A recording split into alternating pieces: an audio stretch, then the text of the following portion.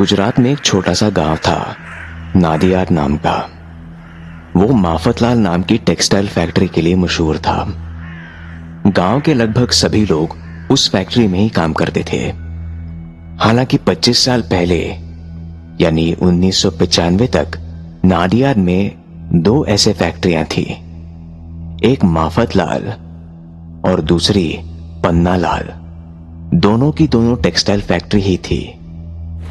1995 में पन्नालाल की फैक्ट्री में ऐसी आग लगी जिसमें पूरी फैक्ट्री के जलने के साथ लगभग फैक्ट्री के सारे ही लोग मारे गए। पूरे गांव में जैसे तबाही मच गई थी। हर परिवार के लोग मारे गए थे। फैक्ट्री के बस 2 लोग ही बचे थे। उनमें से 2 लोग वो थे जो जले तो थे लेकिन उनकी जान बच गई थी, और एक थे फैक्ट्री के वॉचमैन शंभू काका। शंभू काका 15 साल से उस फैक्ट्री के वॉचमैन थे और संपतलाल के भी खास थे। बेचारे शंभू काका का भी इस आग में दायां हाथ जल गया था। शंभू काका की गांव में काफी इज्जत थी। इस हादसे के बाद शंभू काका ने गांव के परिवारों की मदद करी थी। कई परिवारों को फिर से बसाने में उन्होंने काफी सहारा दिया था। हादसे के 2 साल बाद से शंभू काका एक प्राइवेट ऑफिस में गार्ड की नौकरी करते थे।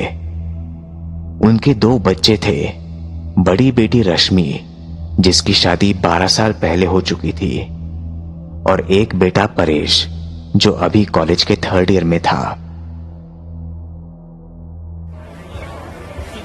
गांव में नवरात्रि का मेला लगा हुआ था और पूरे गांव में चहल पहल थी।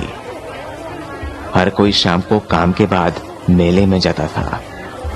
परेश का भी आज जाने का प्लान था। वो अपने पापा के पास गया और बोला, पापा वो मेले में जा रहा हूं, कुछ पैसे मिल जाते तो। ये लो, लेकिन शाम को मेरे ऑफिस से होते हुए आना, हम दोनों साथ घर आ जाएंगे। शाम को मेले में जाने के बाद परेश इतना मस्त हो गया कि भूल ही गया कि उसके पापा उसका इंतजार भी कर रहे थे।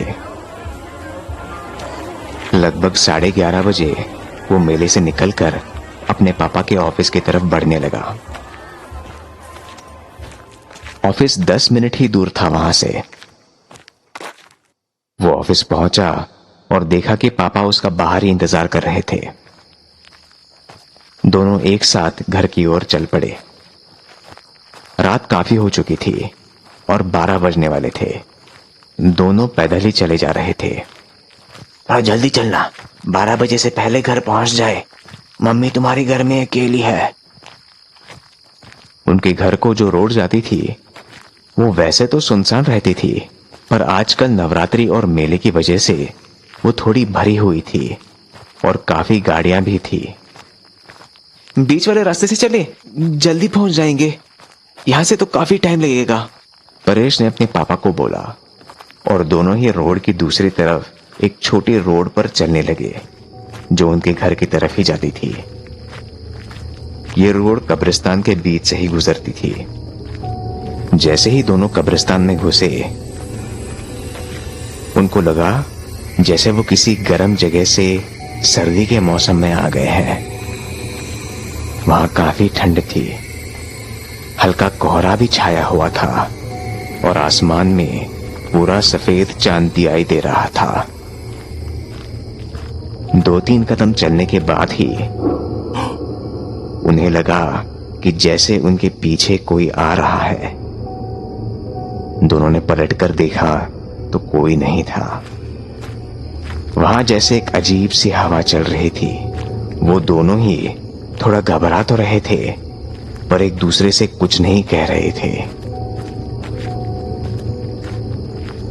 शंभू काका चलते हुए उन सभी लोगों की कब्र देख रहे थे जिन्हें वो इतने सालों पहले जानते थे और जिनकी उन हादसे में मौत हो गई थी। अचानक एक हल्की सी आवाज आई।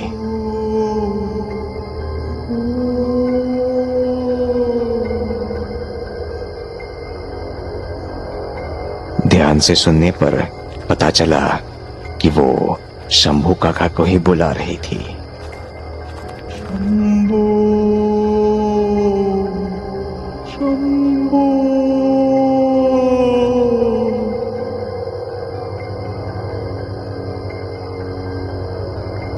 वो दोनों पलटे और इधर उधर भी देखा तो कोई नहीं था। तभी वहां एकदम जैसे कई सारे जुगनू घूमने लगे। ऐसा लग रहा था जैसे हवा पर लाइट लटकी हुई हो। उन दोनों ने वहां से भागने की कोशिश की, लेकिन उनके पैर जमीन में 2 फीट धंस चुके थे और वो हिल भी नहीं पा रहे थे। ध्यान से देखा तो वो जुगनुओं की छोटी छोटी लाइट नहीं थी, लेकिन आग के गोले थे और वो हर कब्र के ऊपर लटक रही थी। वो आग के छोटे छोटे गोले करीब 6-7 फुट के हो गए थे और सब मिलकर अब एक शरीर का रूप ले लिया। उस जलती आग में वो सारे चेहरे दिख रहे थे जो उस फैक्ट्री की आग में जल गए थे। परेश और उसके पापा शंभू दोनों को चारों तरफ से जैसे सैकड़ों जलती शरीरों ने घेर लिया था। तभी शंभू काका के गाल पर एक जोर का किसी ने आग से तमाचा मारा। शंभू काका अब जमीन पर गिर चुके थे और उनके चेहरे के एक तरफ की खाल पूरी निकल चुकी थी। परेश ये देखकर और ज्यादा डर गया। कौन हो तुम? पापा को छोड़ दो प्लीज, उन्होंने कुछ नहीं किया है। क्या चाहिए तुम्हें? कुछ नहीं किया है। कुछ 15-20 जलते हुए शरीरों ने शंभू को चारों तरफ से घेर लिया और उसके दूसरे गाल में भी एक हाथ मारा। बताया नहीं तूने? बता अपने बच्चे को। ये बोलते हुए उन्होंने शंभू को हवा में 20-25 फुट उठा दिया।